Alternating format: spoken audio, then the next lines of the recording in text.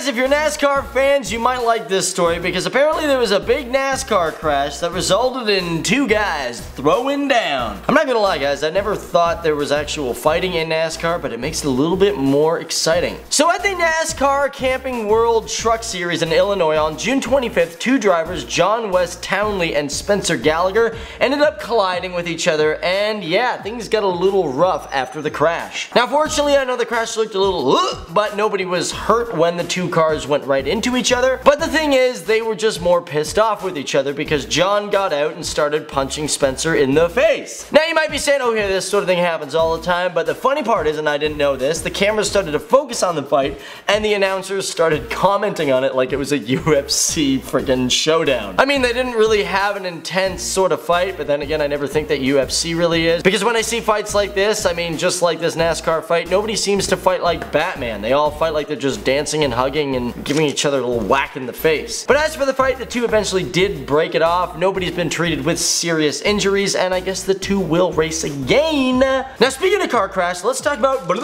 Jay Leno, my favorite guy, love him to death, he's a really funny dude, but man, he just managed to cheat death in a very serious car crash. Now guys, if you didn't know, Jay Leno has like the largest collection of cars in the world, and as a matter of fact, I think he even has a museum where you can go check him out. So he's got a series called Jay Leno's Garage, and he likes to talk about cars and what he likes about vehicles. Now he was saying that when he was a kid, he looked up to a guy by the name of Bob Riggle, who had a really cool car that could go up on its two wheels and practically stand up. So yeah, he got the opportunity to actually drive in that car with Bob Riggle himself. Now he was in the passenger seat, Bob was at the wheel, but the car did get up on its two wheels, but then when it came back down, they did a turn and that thing flipped like crazy. And it's a really intense video because you can see like the two of them bouncing around in the vehicle, and I'm like, oh my god, Jay Leno.